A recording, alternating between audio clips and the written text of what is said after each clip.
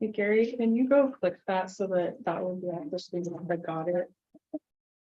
We don't use that. Just click the got it so that will not be over Ruth's face on that screen. Thank you. Okay, let's start our meeting. Are you ready? Yes.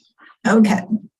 And I'd like to call to order this July 31st, 2023 meeting of the Philomath Public Works Committee. And Chelsea, could you do the honor of a roll call for us, please? Yes. Ruth Bosney, Here. Matt Lehman, Present. Christopher McMorrin, Present. Gianna Bernardini. Sorry, Gianna. Fine, here. And Graham Cedars. Thank you very much. Let's say the first item of business on our agenda is the approval of the minutes of March 7th and April 6th. Does anyone have any comments or corrections to the minutes? Okay, do I have a motion to approve the minutes? So moved by Councillor Lehman. Do I have a second? I'll second the motion since Councillor McMorrin is kind of asleep at the wheel. Well, I just had a, On the minute. well, yeah, on the March 7th, I don't, just for the review request of expansion of loading zone. I haven't gone back and watched it. Did we talk about the sewer line replacement as part of the expansion of the loading zone? Or is that supposed to be under the CIP budget? Probably under the CIP budget. That was the only. So like line 28. Yeah, Yeah, 20 and 29, it both look like they should be. and maybe 33 and 34. Oh, I see. Yeah, I just don't think that had to do with the expansion of the loading zone, but.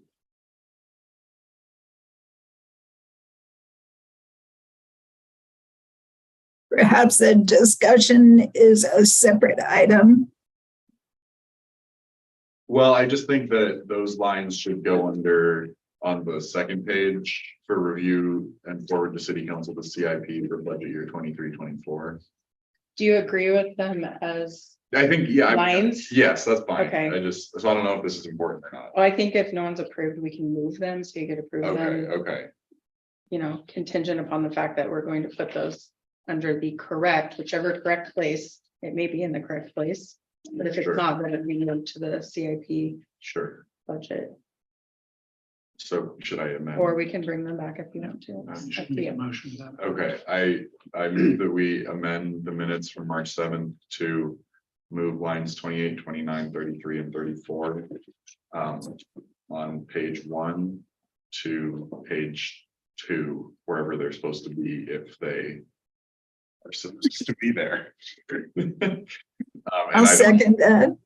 And I don't feel the need for that to come back to us if staff can just change it. Okay. Okay, all in favor of approving the minutes as amended? Point of order, I think we have to vote on the amendment first. Oh, my apologies. Thank you, Councillor. All in favor of the amendment as proposed? Aye. Aye. Aye.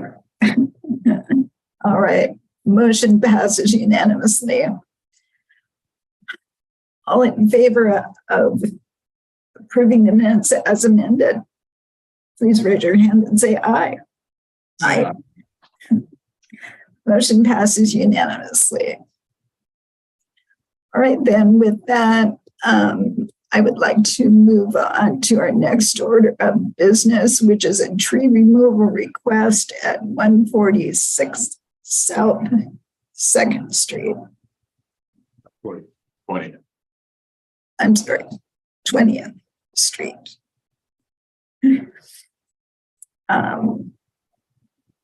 Kevin, will you or Gary be speaking to this? Gary will be. Gary. Okay, thank you. Got a request from the homeowner or the it's not it's a triplex, I believe, or 10-plex unit. Donna Webster reached out to me about the trees being removed. I asked her to send us a formal request. She sent us a request, and I got the packet ready for you guys to look at. Pictures of the trees. Should be an arborist assessment in there for your perusing. Here to answer any questions. Counselor McMorrin. For the recommended trimming, sort of looking at the photos, how would they? I talked to our arborists, we would take them up to help with, I guess, garbage trucks are hitting them. Okay. So we lift them up. Okay. He also recommended we take them back from the building a little bit. Okay. They're not too bad over the building, but they are starting to get a little bit of growth over the building. Okay, so not doing anything on top, just kind of on the bottom. They just be up side. and sides. Okay. Okay. Gary, I have a question. Do we know how old these trees are? These trees were planted, it was a high school project. I was actually here at the time, early 2000s. The trees along Applegate Street, majority of the trees on Applegate are of the same time frame. They were, they got a donation through the high school. They gave them to the city. They're apple trees. They're a flowering crab apple of some sort. He thought they were a Sergeant crab apple tree. 900 species of them, he said, or something like that. So it was hard to identify the exact crab apple tree it They're is. just like little. They're just a flowering. They're not the, you're not gonna get the bigger crab apples. They're just a flowering crab. We have probably 30 to 50 of these trees along Applegate Street. They do look pretty when they're blooming in early spring. Were all of those trees planted at the same time? Wow. Some have done really, It's really amazing well. to see the variety in the size given that many Right. years, because these are like the biggest ones, I think. Yeah. We got some down by True Valley, look like they were planted last year. They've never, I think it's the soil there, they've never taken off very well. I'm sorry, what year did you say they were planted? Early 2000s. I started in 99, so it was right after that. So I remember digging many of those holes myself, so. Do they actually, I'm sorry, do they actually drop fruit? They dropped that little seedling thing on. It's not like a Okay. big crab, a little bit of a, more like a berry. Yeah, I thought they were on some kind of cherry tree for a long Yeah, they time. were a berry type Yeah. thing.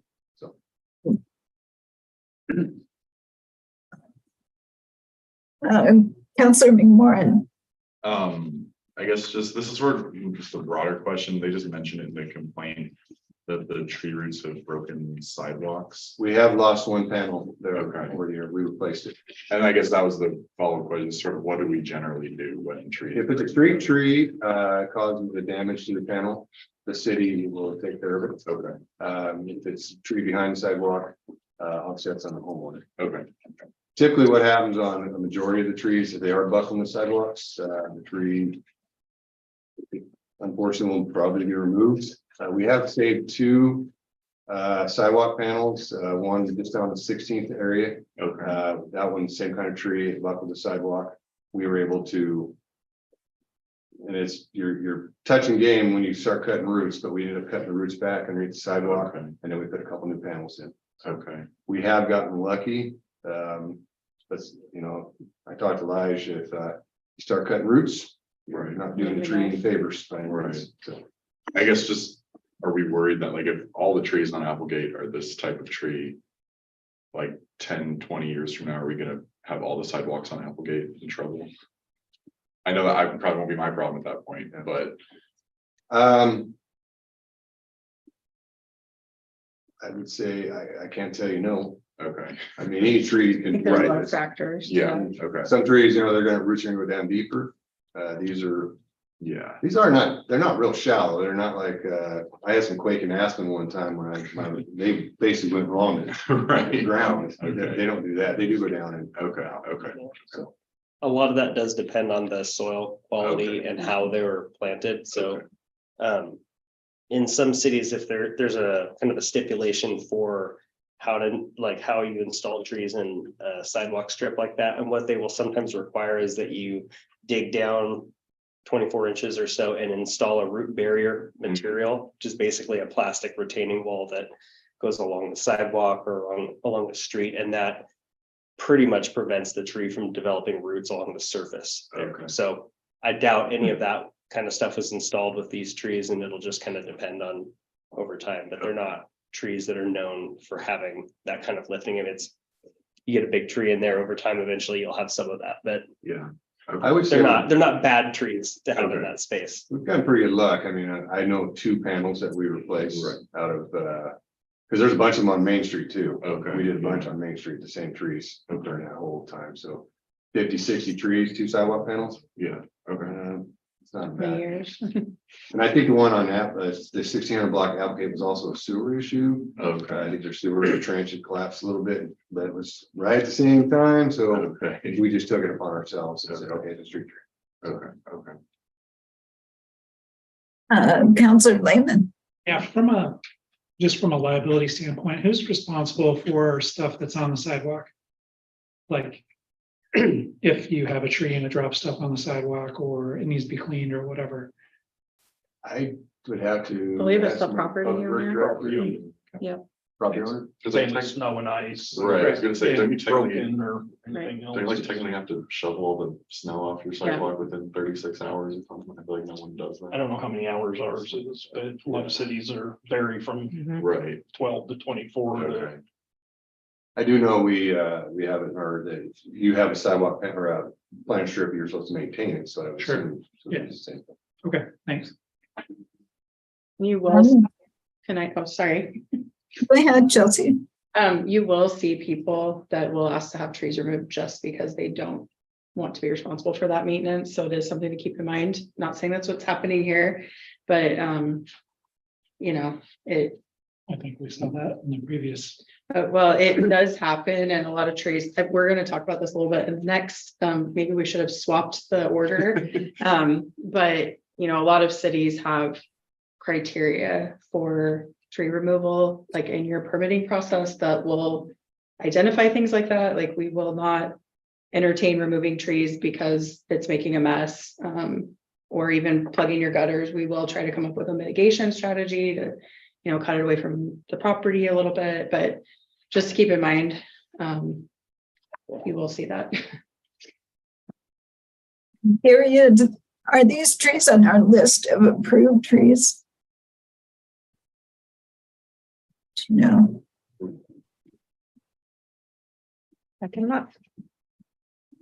I'm sure if this actual variety is or not, I know we wouldn't let apple trees, but these are a flowering crab apple. I think it's very likely that they are, because they are good street tree candidates. And they're relatively low growing trees that do well with limited soil space. So they should be on the list probably if they're not. They were in the early 2000s when they were planted. I think it's. Brenda, I'm sorry. I'd like to move that we adopt the arborist recommendation to trim the trees as suggested. second that. Thank you. Any further comments, questions, discussion? Okay. All in favor of trimming the trees? Please raise your hand and say aye. Aye. Okay. Motion passes unanimously. Okay. So I believe our next item of business is the revisiting a more restrictive tree ordinance.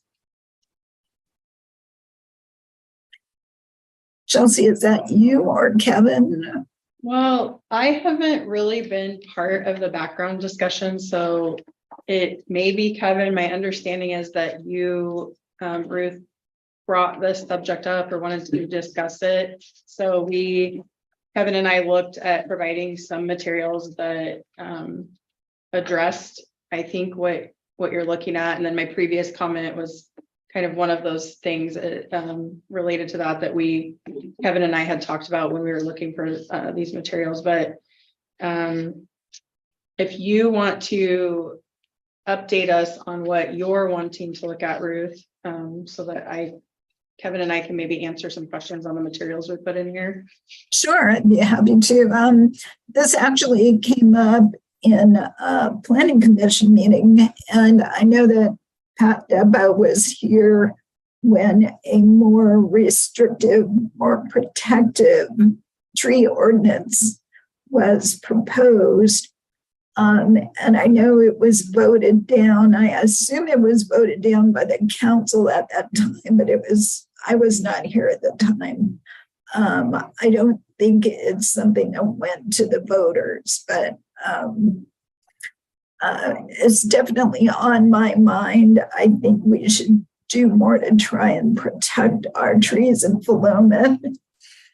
And it's something that's close at hand in my current location, because this is a town of about 24 square miles with 66,000 trees.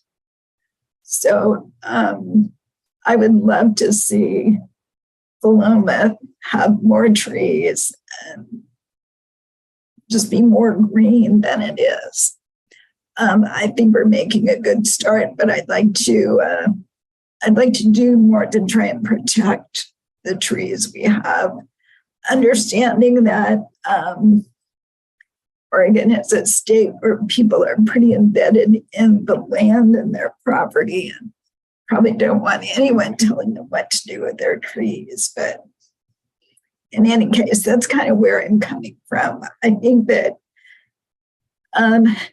because global warming has become such a huge issue, I'm wondering if our current council would be more receptive to a more protective ordinance. Yeah, so Kevin and I reviewed the previous, I think it was from the planning commission, when that ordinance went through. And there were several areas that were more restrictive. I think the reason at that time, my understanding is why it didn't go through was that primarily because it was also focusing on trees on private property. And I do know that that's a subject that not every council wants to take on. It's a really a hot button topic. And so I think what it looks like happened is all of the language that was kind of referring to that or referring to maybe more stringent requirements for tree removal was not put in at that time when they did the update.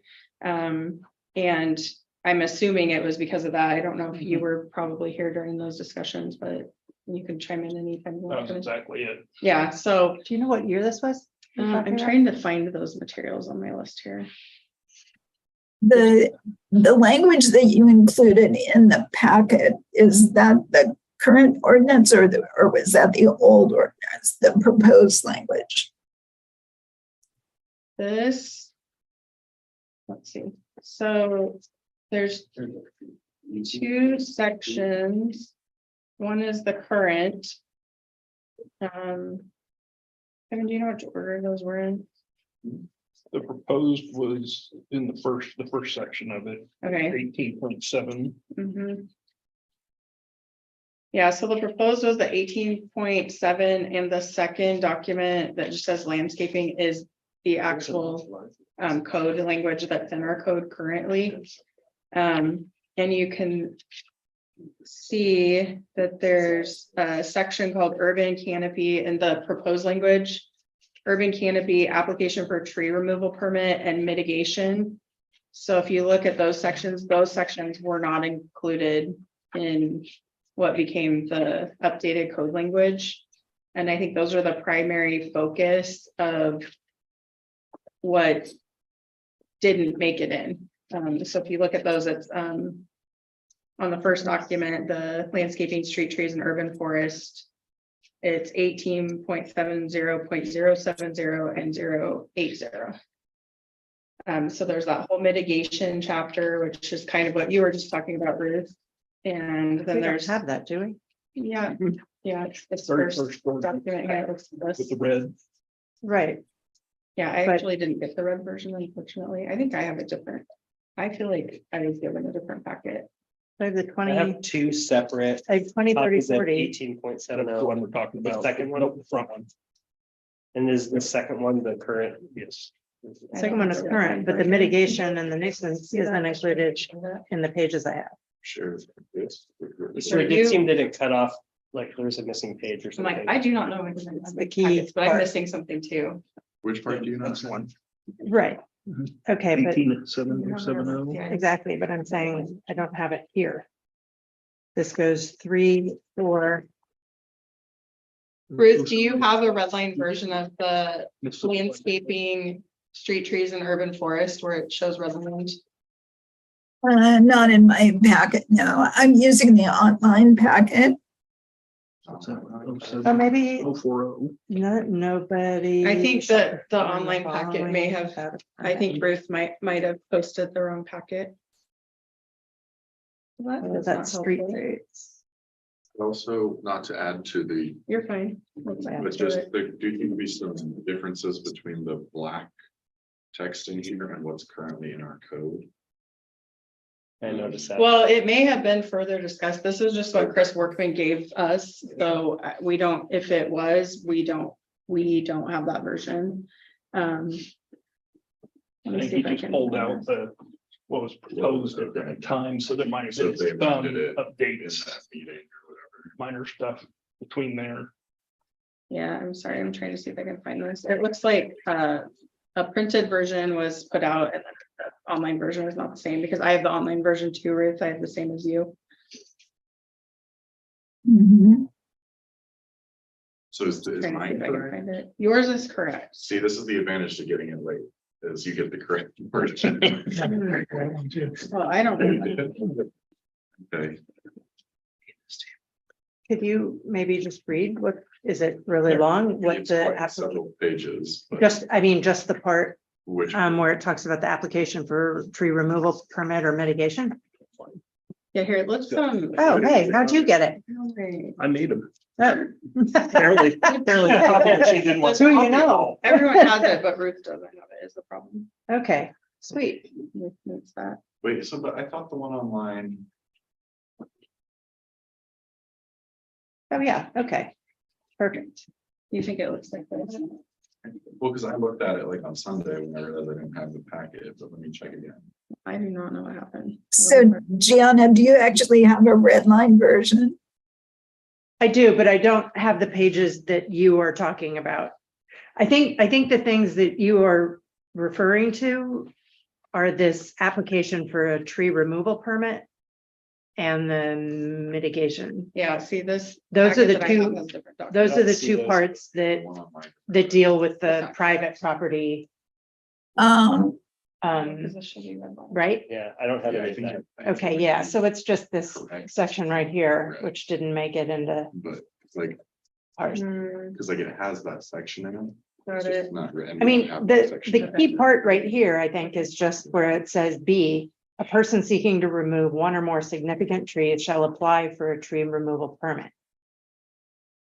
Right, which Um, is, I see what you're saying. right, and then it says there are no cost, blah, blah, blah. so Ruth, I Yeah. think what you have is correct, it's Correct. just not red. Your version is not redlined and neither is mine, so. If you look at, we're primarily looking at. The last, I guess. 2.5 pages, so from 8.70.060 on, those are all redlined. You and I just don't have them redlined, so that should all be redlined, that's what we're looking at. okay. Let me see how that happens. So you'll see that first line, so the 0.6060 urban canopy application for tree removal permit. That's where it shows applicability to apply to all property, public and private, within city limits. And I think that that was the key discussion with the planning commission, was that they didn't like how that was presented with all encompassing all trees. Mhm.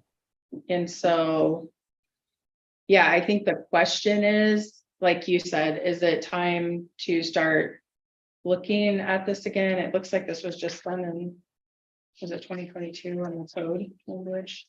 Ordinance 873, so just 2022 on the website. That doesn't seem right. No, that isn't right. Because I would Like have, something else must have been in here, but it says that at the bottom of our code. That's not helpful. So I guess that is the question is, are you as a committee wanting to recommend or tree board, I guess this is tree board business, to recommend that that be looked at? One of the things that I noticed in trying to help prep for this meeting and talking about the street tree removal permitting process and the process we go through is that we do have a process, but there are kind of some key things missing in that process, maybe, which are things like, we want to make sure that people are not applying to remove trees simply because they don't like how they look, or they're messy, or they shade things. Those are not reasons that cities would normally, especially tree cities, would normally remove a tree. And so, you know, my recommendation, my experience would be to look at least at that process. What's the document that we have, Kevin, the tree that you were showing that has kind of best practices in it? The urban forestry plan. Yeah, so we have an urban forestry plan that has a lot of information there, as well as like best practices, what we're going to follow.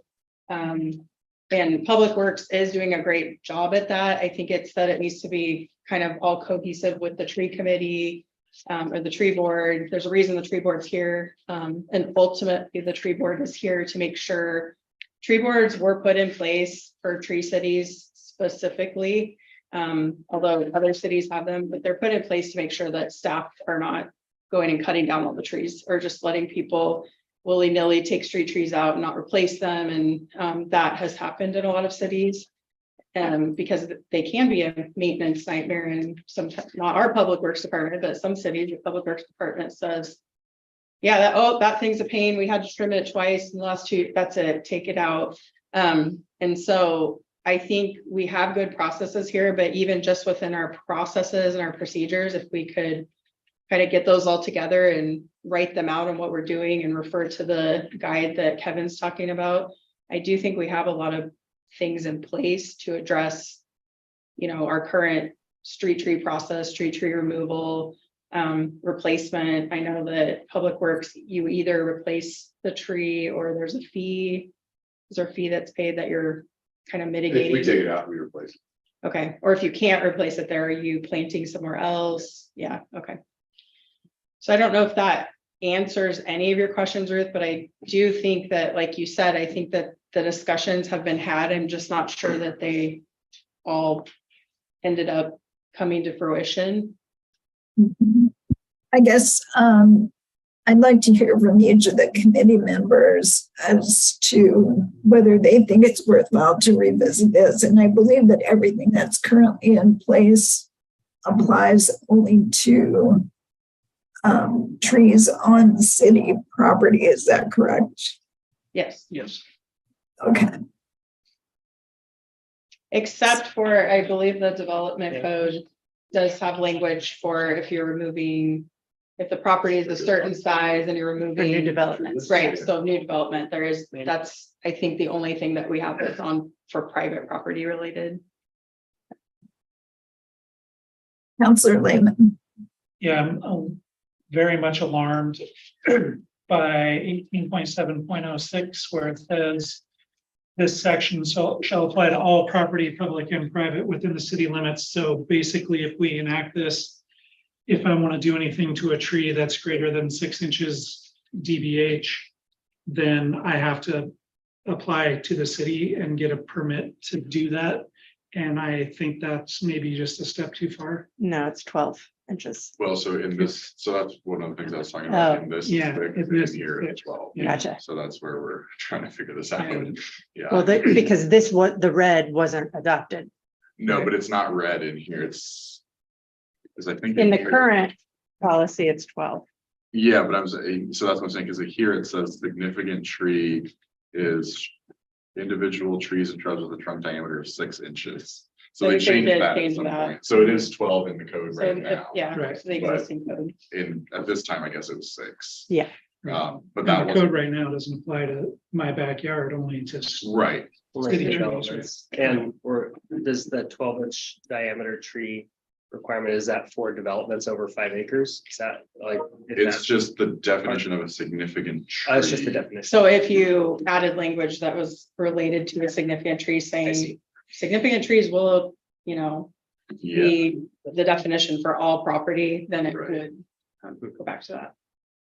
so, So that's my, that's my concern is that it's a big deal to all of a sudden tell every property owner in Philomath that they can't cut down a tree on their property. And I'm not saying it's right or wrong, I'm saying it's a big deal. It's not trivial. That was a big sticking point. Yeah. Back when this came through.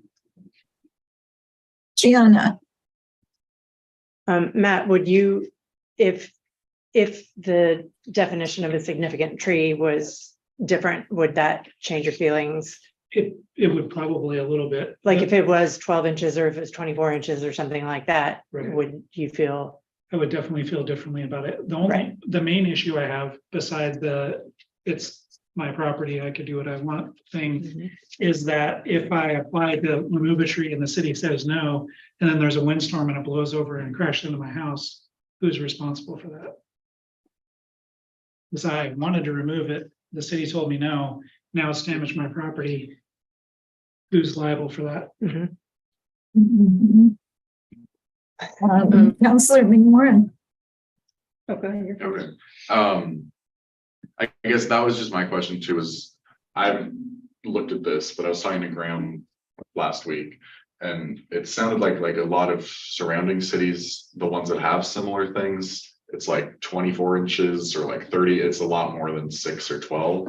So I guess that was just something I was like, wow, that seems, a little more restrictive than some other cities. So I guess I wanted to kind of room on that.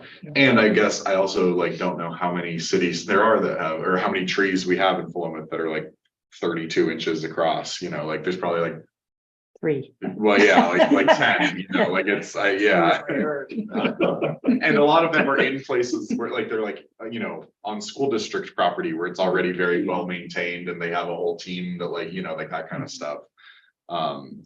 So I guess that was just, that was the main thing, was if we're gonna do something that reaches into everyone's backyard, literally, is 6 to 12 seems a little maybe too much, but I'm curious to kind of hear what the impacts would be of that. Graham, may I ask what your thoughts are? Yeah, I think that to make back to your point initially about the size of the city and the amount of trees we have, I think that one of the main reasons that we don't have a lot of trees in Philomath compared to other cities this size is because we don't have ordinances that protect them on private property. The public property is very sparse in our city. It's just not a lot of it. And a lot of the big trees are on private property. And in the face of development, trees are inconvenient. And it's very likely that those trees will be removed if there isn't something to give property owners an incentive or some kind of pause before removing them, because it's just inconvenient if you're gonna develop the property. I also agree 6 inches or even 10 or 12 inches feels very restrictive for an ordinance that is dictating things on someone's private property. That can be very burdensome for people and creates a lot of work too for the city to manage that, because there's there's just a lot of workload that goes along with that.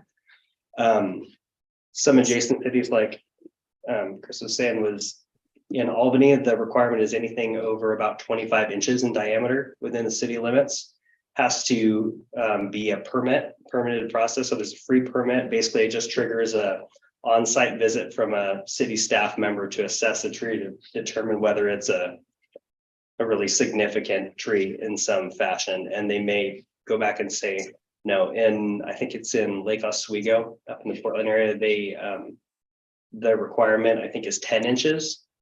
But they also require that if, in order to cut down a tree, you have to have a tree risk assessment done, and it has to come out at a certain risk, a higher risk tree in order to do that. And that to me feels very restrictive. If you're like, it'd be a hard sell for Philomath to do that.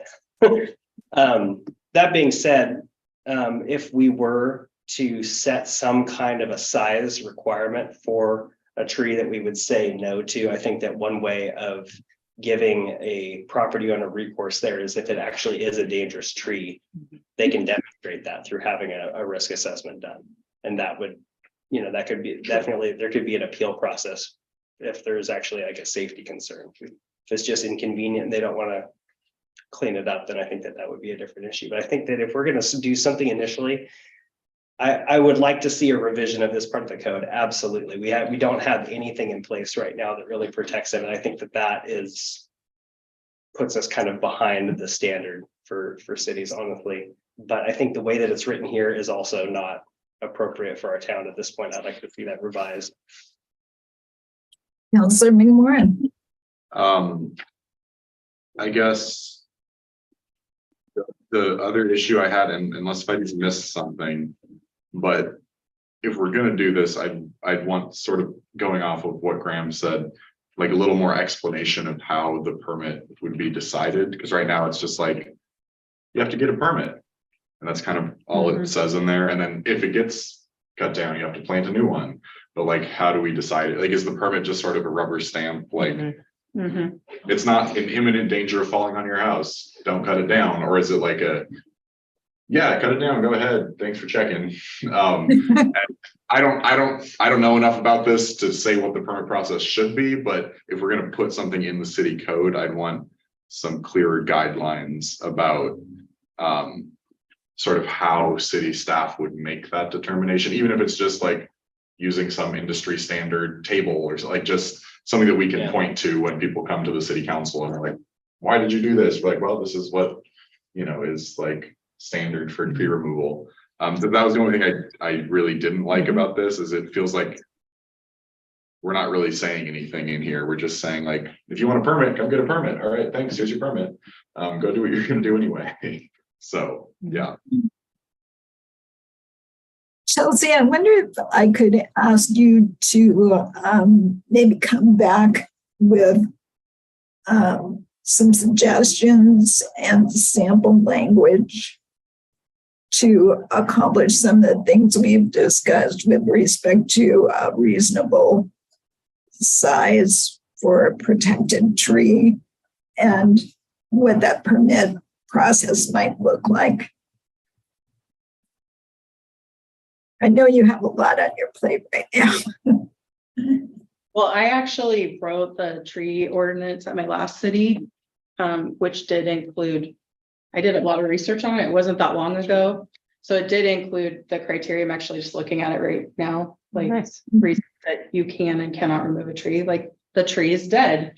Yes, we can put a stamp on that, but it also has some criteria for not approving, which is someone's having allergies and is allergic to the tree. It can be improved by maintaining the tree and they're just not interested in that. So there were a lot of criteria that were put in there. Like, it's not overwhelming, but like Graham said, it gives you a basis to say, here are the criteria, so that you don't get into a situation where half of you are new and you haven't really looked at anything and you're just like, I don't know. I mean, it looks like, let's just take it out. We don't know. It gives you something to go off of, and you know that there have been criteria that have been met or haven't been met. And it doesn't mean that that's the final answer. Usually there's an appeal process as well. So even if you denied it for a reason that was on the list, there's still an appeal process. It doesn't always mean that it's a no. Someone obviously has a chance to come forward and say, yeah, I heard what was said. I don't agree with it. I have further information. Here's some further criteria. Mhm. Other thing I will say is that Philomath has been, I believe that we pay for like street tree maintenance, we're paying to put trees in. Philomath has been very, as a city, has been really covering most of the costs of the maintenance. Most other cities have quite long ago gone to not. But I will say that if you start requiring someone, for instance, to have a tree risk assessment on their dime, there will be people that are upset about it. Just to be aware, like, people don't like to be told you're responsible for that street tree, but I can't take it out. I mean, I've been through hundreds and hundreds of calls about this. So yeah, yes, you're responsible for it, but you're telling me I have to leave it here, or I have to, yes, we're telling you that. So it is one of those things that there are, just for as many people as really enjoy trees and see the benefit, there are just as many people as just do not like them and are like, trees can be over there in the forest, maybe in the park. I don't want them anywhere near me. So that's something to keep in mind too, is just if we're tying processes to this that are going to be a financial impact on property owners, we want to be aware of that too, because I think that will be a shift. I'm not saying it should or shouldn't happen. I'm just saying it would be a shift from what is currently happening. Counselor Lehman. Yeah, also just wondering how this applies to like redevelopment. So like, I know we've been talking about North 11th Street is not up to city standards, but we did some work on the sidewalks back there and it's starting to come around. Are like the street tree standards going to apply to that section of the road now that is up to standards? And if we did say North 12th Street in 3 years, would that, bringing that road up to city standards, then trigger a bunch of street trees going in? Or it doesn't seem like it's addressed in this. So if that needs to be addressed, that may be another thing that needs to get added in there. It picks it up somewhere because when we did Landmark Drive, it was all required to have street trees put in, and all new development has to have at least one tree per lot. Right. And I'm not sure if that's coming out of 18.7 or it's not in any of our tree stuff, so it must be. I think it's in the somewhere. development code. But that's a good point, because if you have these sidewalks that if you don't have parking strips, if sidewalks go in that don't enable a place for street trees, then it doesn't matter what the ordinance is if the development makes that. There should still be right away on the other, the code is curb tight sidewalks now. Curbside.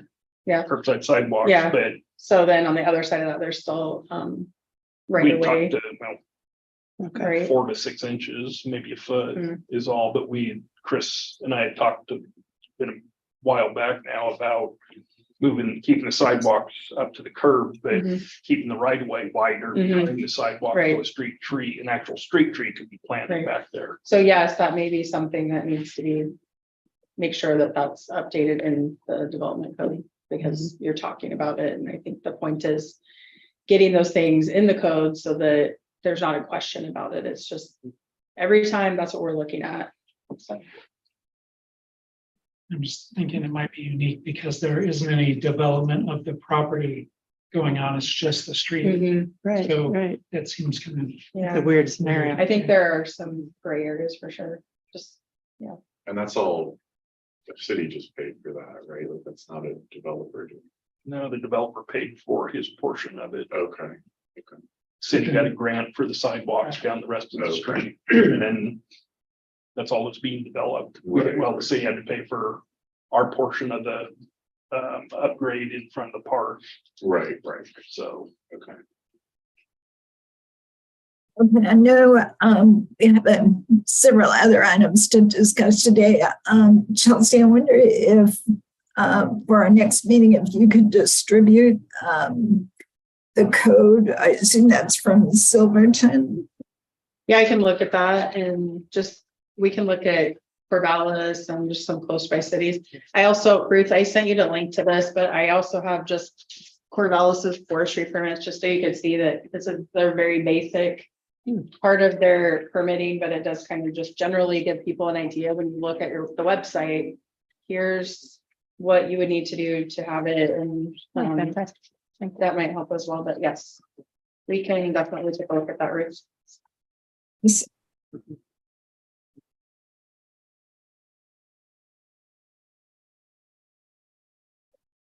I guess my one final thought is just for the sort of private property concerns. I think, Am I the man now? you brought it up. No, I just think because I totally get you and I don't want us to overreach. But I also think once trees are a certain size, it's sort of the tragedy of the commons type thing, you know, like we have rules on when you can't or can have a campfire in your backyard and when you can or can't flood something and, you know, because then that affects your neighbors and everyone around you. And I think this is a similar thing. Like I think if you want to pull up a rose bush in your backyard, that doesn't really affect anyone else. But if you're going to cut down a 40-foot tree, that kind of affects all the neighboring lots. So I'm okay with us doing something like that. You know, I'm sorry. just glancing at the information from Corvallis, it seems like some of those statements regarding tree removal are pretty qualitative. I mean, when does it pose an irreconcilable barrier to development? I don't know. Anyway. When a person really doesn't want it to happen. Yes, exactly. Gianna, did you have a comment? I was just going to say that as far as coming up with new language, we're free to create whatever we feel like would work for here. We don't have to just cut and paste whatever another city or what the previous attempt was. We may feel differently about the required size or various stipulations. We can craft something that works to the moment and the place. And the time as it is, because all of those things have changed. I guess my one final question is just for, we've talked a lot about like having an appeal process or something. If you get denied, and then is that like, would that appeal come here or would it go to like the city manager? Or so I guess that's just one other. It's one thing to That work would also have out. to I be mean, if clarified. this was the body that said yes or no, Right. it probably would go to council. Great. See, I don't love that. Yeah, but again, this is, you know, you put the rules and the processes in place, there's good and bad to them. Cause like, or is it something we can just keep it like a staff says yes or no to a permit? Cause I feel like there's no other city committee that approves or doesn't approve. Like if you want a permit for alcohol in the park, that doesn't go to the police committee, it just goes to the police chief. Do know, you something like currently approve tree permits or do they all come here? They all come here. Okay, Well, in what way? like Anything that if someone wants to remove the tree. right now, if we determine that the tree is healthy and it's fine, we just say, no, it's not coming But out. if you determine that, do they come here if you say it's, yeah, that thing's Yes, dead? well, just unless do it's that on your dead, own? dead, Okay, dead. I Okay. mean, so it sounds like the process currently is basically that if they said no to someone, this is the appeal process. correct. So is this one that we're looking at now an appeal or is that? It's, It would be appealed, I think. it's if just you don't because know. you said no, I think because they said no, that triggered them to say, now we want the tree board to look. That's at what it." I'm trying. Oh, They were, so Kevin already looked at this and said no. Okay, yes. Okay. I don't tell them no until we go to the board. I thought we were telling them, no, if it's healthy and it's good, and then they could appeal it to the There's a board. tree board process. Okay, We're not making. my mistake. so this is both. Kind of. It's both the first and the second. Right. Yeah, so again, these are good things to just write, Right. it just think it'd be That's nice good to to know. write out what we're doing and, Mhm. you know. Cause I guess I would, and tell me if you hate this, but like I would prefer if it's like a staff decision. And then if someone really hates the staff decision, they can like actually appeal it to the board. Cause that's how we kind of handle all other city permits, I feel like, but. Yeah, Okay. Yeah. we I just have to think look at any how of to do them- it.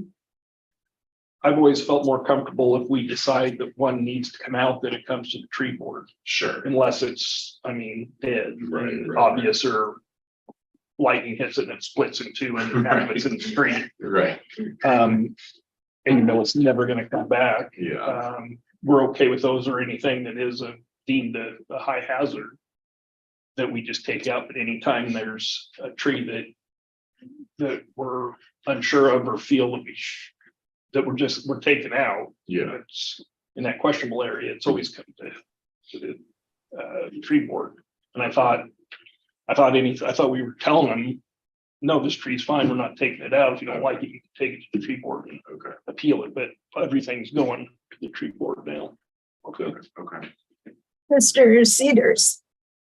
I was just gonna say that for that process, if someone does have a safety concern about their tree, it's not always obvious if that's a legitimate concern or not. And so the fact that we have a process that does a risk assessment of the tree, I think really gives us great information about that. And I would feel, if I was not a tree risk assessment qualified staff person, I would feel uncomfortable making that decision for someone without that having a review process in place. So if there is a safety concern, I think that the process we have in place works really well because it gives us a chance to get that information and then review it as a group. However, having something like a permit like this that stipulates reasons we don't remove trees and reasons that are legitimate reasons can also save a lot of staff time, or maybe even just a meeting where it's like, if the reason someone wants to get rid of a tree is because they don't want to clean up after it anymore, we shouldn't have to do all of the risk assessment and all of that stuff and then have a meeting here to talk about that. Like that could just be a conversation with them, or they can even go to the website and find out that information. But if there is an actual safety concern, I think that forwarding that to whoever's doing the risk assessment, and that would be a really good idea. Oh, she can, Gary, Oh, she can't see. you're off the screen. Gary. I want to, I'd like to see something. I'd like to also be able to make assessment on trees that are in private property that are potentially hazards to. We had one on 15th and College. The tree is rotten It's been leaning more and more. and it and more. broke Yeah. off. And it I know what finally you're went, talking yeah. It broke off the other day and I had to dispatch two crews. Wasn't our tree, but the homeowners didn't have the capabilities of getting that tree off our street. I would like for us to have something in this code to say, hey, it's your tree, but we deem it as a hazard. You have to take it out. Mhm. Because that could have damaged somebody, could hurt somebody. That tree has been bad for years. Yep. But right now, I can't go to that homeowner and say, hey, man, you need to take that tree out. He's gonna say, you want it out? Yeah. You take it out. It's really funny that you say that because I walk by there almost every day. Yeah. And I was like measuring how far I had to lean to avoid running into the tree and stay on the sidewalk. And I was to the point where I was going to call you and say, hey, what do we need to do to get this tree taken out? Because it was clear that it was dead. We got one down by Graham's house. It's an old tree. It's been leaning and leaning. And I've been to the house 3 times in the last 3 years. Every year it gets a little lower. And they keep trimming the branch up, but then the tree gets a little more and there. So I wish we had a way we could I think force that's that. a great idea. Because this is a recommendation now, because they can tell me, Yeah. walk away. It's gonna potentially fall on another property. That's a good point. Thank you, Gary. If we're gonna do this, we can have something for we Do can. it. Yes, absolutely. Just to point out in the red line version in 187090, I think that might cover what you're talking about. It just has the notice required for nuisances where the city can, And that's what I've been based on, is the nuisance, but so you want to like clarify I that? want to clarify, hey, that tree is out. Okay. I'm not a tree arborist, but if I can walk by it and see it leaning and branch and rot, Right, not ready to right. fancy his head. Yeah. It's not a Okay. nuisance at that point. It's not a nuisance, It's a safety hazard. Okay, so something Mhm. beyond that. Yeah, Okay. Cool. Well, it says, I think that is. it says that right there, number C. Yes. Unless a nuisance is considered a hazard, at which point a lesser time of elimination shall be imposed Okay, depending on the yeah. risk hazard. So that is in there, but you're right, it makes sense that if we're saying that people have to keep trees for certain reasons, we should also have the authority to say that they have to get rid of They them have to maintain. for. Yeah, All right. Chelsea, do you have a pretty clear idea what to come back with? Yes. Okay, thank you. Thank you. Let's see, now our next agenda item. Sorry.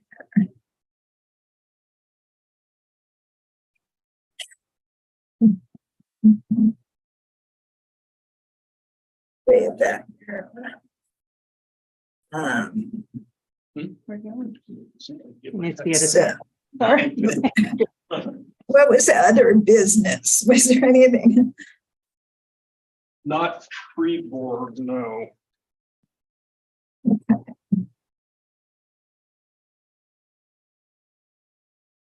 All right, do we want to release the members of the tree board unless they would like to stay? We Um, would. Would like to give them that option. Well, we would appreciate taking that option. Okay. Not really fun, but What? Thank you for coming. Thank you for your input. Please. So Kevin, what is other business? Or Chelsea? We had the finalizing of the street funding recommendation, but that's more of a Chris thing, so I marked it so it wouldn't be forgotten, but tabled. Okay, And then the other is the bulk water sales guidelines. yeah, that was kind of an interesting subject. And as I understand it, currently we don't have any code language addressing it. There is, but it's not clear. So, And talking to Yes. the city attorney, their opinion was a little bit different than what we've been doing or what we thought, but he thought it would be a good idea to come to the Public Works Committee and get more of a, make sure you're on board with the way things are doing, or the way we're doing things, and that they define more of this code that's not clear. mhm. Well, I was actually surprised to learn that we were selling water to people who were not on our water system. I had no idea that that was taking place. But I wonder, can you just summarize some of the parties who are purchasing water and what their needs are? Most Is of it, them, with the exception of a couple of the bulk water haulers, they're all homeowners that live right just outside the city limits, that their wells have gone bad or have stopped producing. And they put in tanks, holding tanks, that they come in and buy water from the city and taking it out and fill their tanks up so they have water to use. okay. And I'm assuming that these homeowners do not want to be annexed into the city. I don't think it's possible. for Yeah, I that don't to think be. it is. Yeah, they're not like immediately adjacent for the most part. Oh, interesting. Councilor McMorrin. I guess that was I don't remember which one it was, but one of the examples just talked about that, of like that whatever city would sell water to people if they weren't immediately adjacent to the city, but if they were immediately adjacent to the city, then they'd have to be annexed in.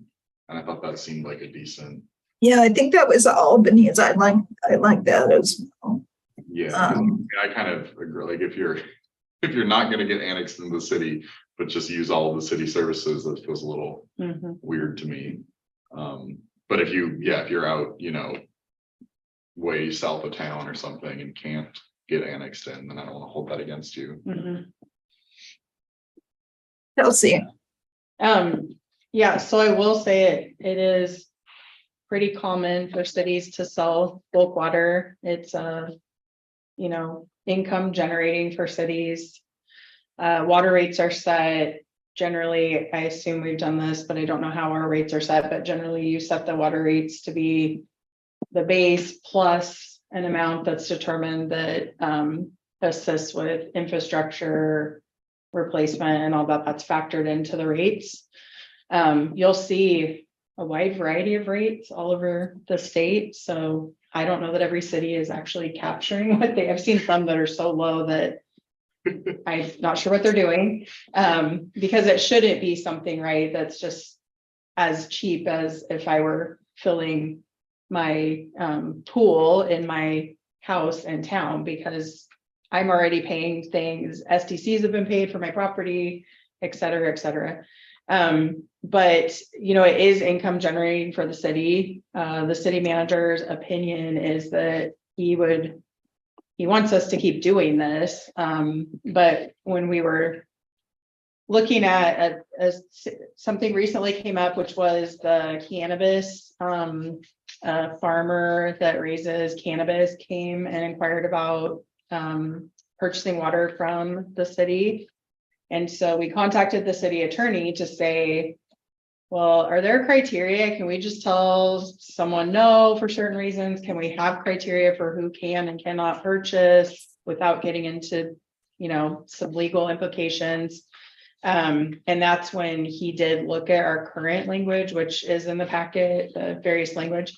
Actually, you can't sell to. Well, so what's interesting about that is, as Kevin pointed out, and that's why he included a lot of language, that particular language is in almost every city.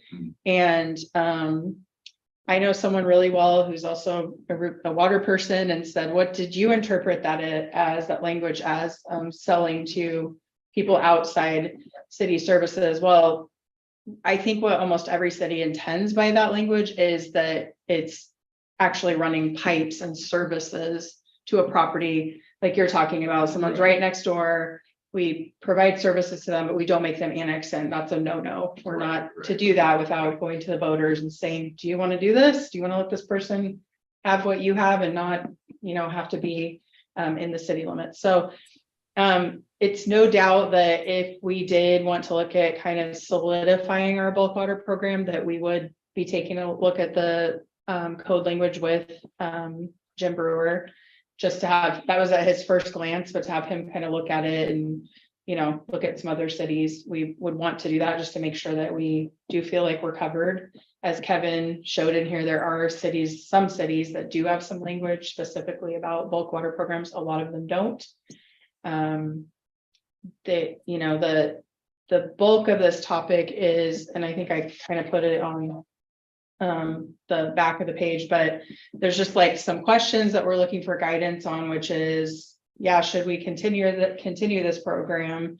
As staff, we believe that we should continue the program. Should we try to write down what we're doing, similar to the tree process?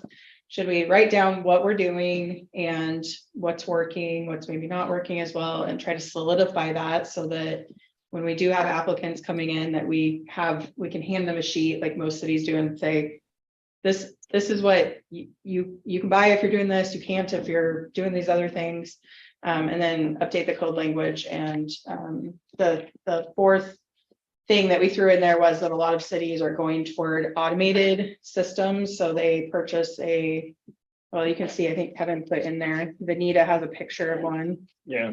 Almost second to last page, bulk water station that's automated. So you basically get a card, you preload the card. It takes city staff out of it. You can put it in a location that's not like gated. So it can just be accessed to the people that we have applications for and have approved as users. And a lot of cities are moving toward that. And so that's what we're looking for, is not like a definitive answer here, but we just want some guidance on whether you think it's worthwhile for us to look at these things. Councillor Lehman. Yeah, quick question. So we just went through the budget process, and we also gone through and reviewed utility rates within the last 2 or 3 months.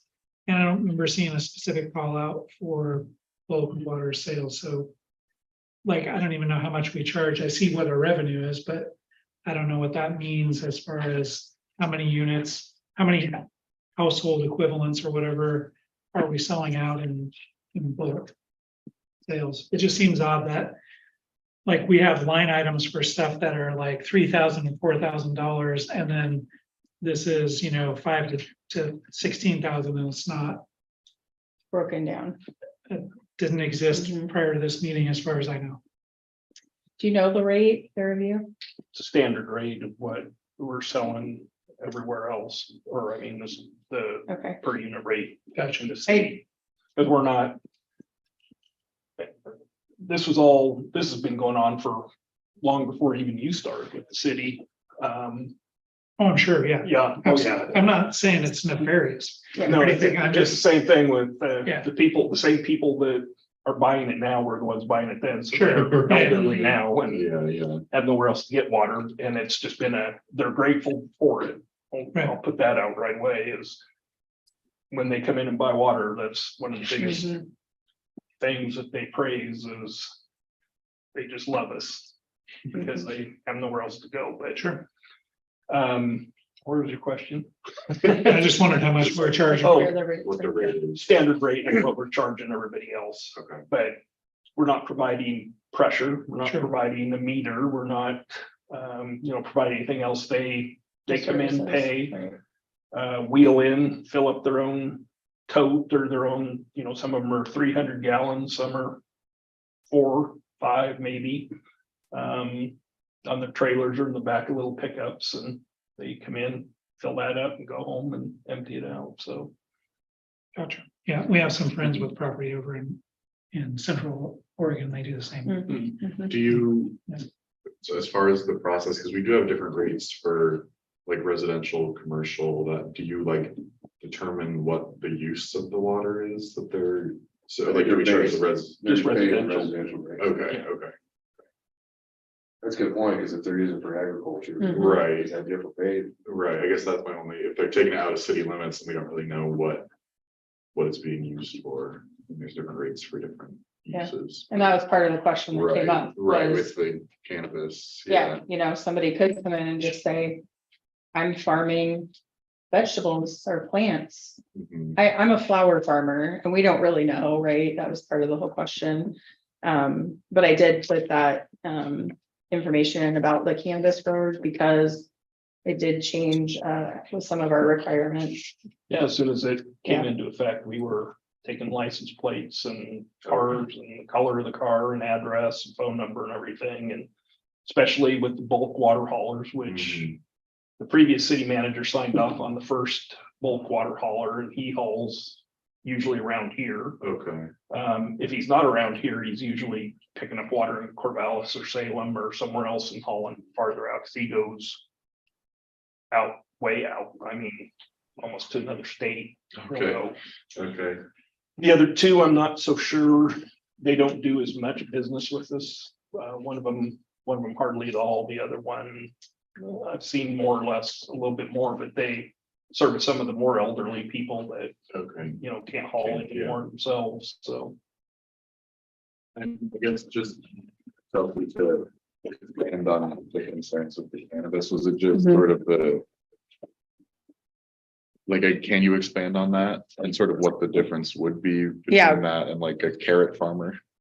I think essentially if they're not a permitted Yeah. grow, we cannot knowingly provide water for them. Okay, But that if they are a permitted grow, we can. okay, And I think that kind of opened up some of the discussion on, do we want to have requirements on, I have seen cities that are just for like life and like life, Like basically, residential. like people yeah. and livestock, and that's it, and they have that criteria.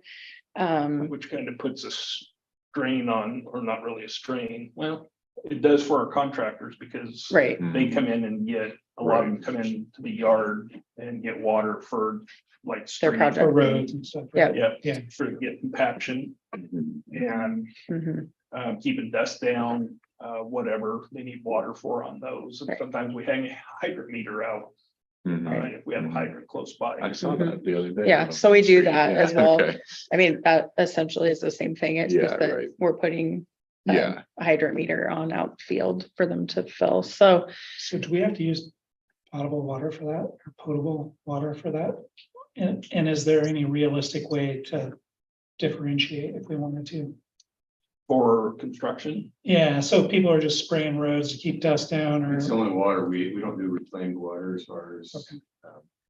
It'd be handy though. I don't know if we can legally take it straight out of the river at our diversion point, but you'd have to have a pump or something to Yeah. get down into the water. I got you. Yeah, it's way too much of a hassle to Yeah. worry about. First much to do. I'm just thinking of all the processing we do Yeah. and then mhm, people are, Right. I put it on my beans, but at least it's going back in my body sooner or later. Yep. But if you went down a road, That's not going back in your body. that's not. You know, in the sample language that was included, there were several provisions that I thought were very appropriate. Because it seems to me that our water supply is not so very abundant that we should just be selling this to anybody who wants it. But I'm not sure if this would work in our situation. One was not to users who lived outside of the urban growth boundary. Do you know if your purchasers do live outside the urban growth boundary? They do. mhm. Okay. And it seems to me that there should be some kind of a premium on the price of the water since they're not annexed into the city. But that's kind of my bias.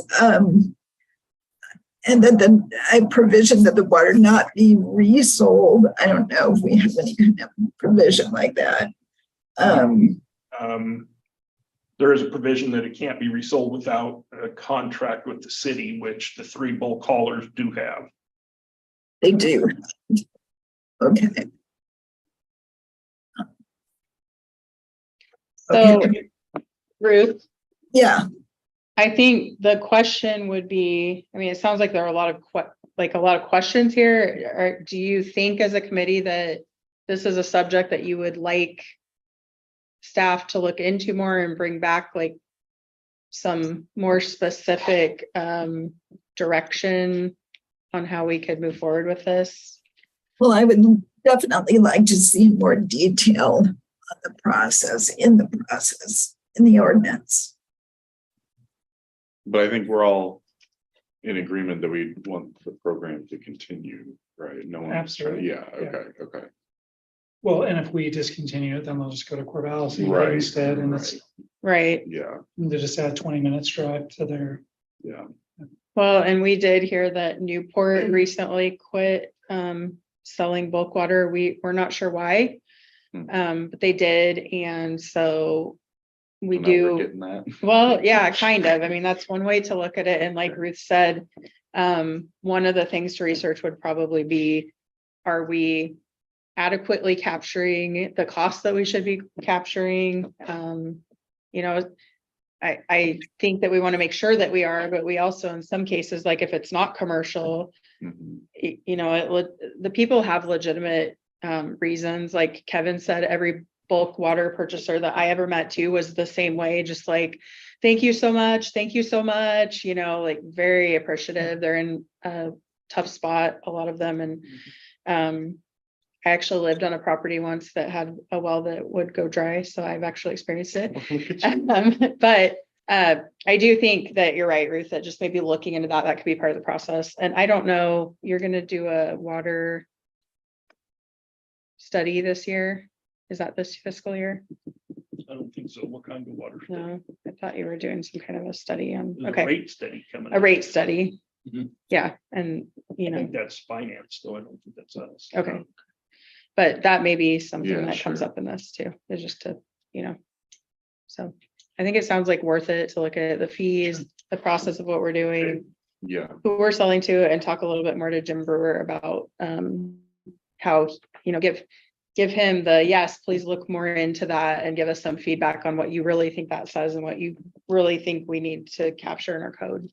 I guess the one final thing is just sort of long-term like water availability Mhm. and like how much, I mean, I presume this is a very small chunk of the city's. Oh, yeah. But just, Mhm. you know, if we're writing a code, just something about that of like, you know, Right. if we ever are in a place where water is scarce, we might shut Right. off that program. or Yeah, something. yeah, But- and yes, yeah, yeah, okay. if we're having, Right, we're in right. curtailment stages, Yeah, all yeah. it coincides with that. Yeah, But yes, whether or not that, I don't know that that all has to be captured in a code, or if we can just capture that as this is our process. right. You know, right, I sure. don't know the answer to that, but we'll touch bases on it as staff and see what we come up with. Okay. Sounds good. I assume there is a provision that indicates we can discontinue the practice at any time. What? Like discontinue that. We could just say, Yes. we're done. We don't want to do this anymore. We're not under an obligation to, I don't know what these contracts say. It would be interesting to pull them out and I mean, look at does them. whether like the city manager can say, I mean, because obviously the city council can just say we're done at any time without it being in code, right? Like. I would think. I Sure, mean, that it's a city council program. Writes the code. Right, and if so- it were in the code, I guess you would just want to make sure that you had language in there that said that if it's something that you have to write in. I think currently it would Right. just be the council is saying, we're done. Right, I mean, I guess but- it seems a little silly to put in the code that the council can. Yeah, Say that I we're think done. we already, because, I like, think we know that they the council could. would just take Yes, it out would of the do code. Yeah. But- Right. Okay. Alrighty, any other comments or questions? All right, our next meeting, Chelsea, when would that be scheduled? Let's have Kevin, do you want to have Kevin send out an email to see availability? I don't think, you don't have a standard day and time, correct? Okay. Yeah, Kevin will send out an email And then, Okay. for availability. did we need to have another tree board meeting too, to talk about the ordinance? I or- assume so. Be the We same can, Yeah, we'll see if we're ready to do that or if we need to push it off one more month. okay. Yeah. okay. Okay, then I will look forward to receiving that. If there are no other comments or questions, Counselor Lehman?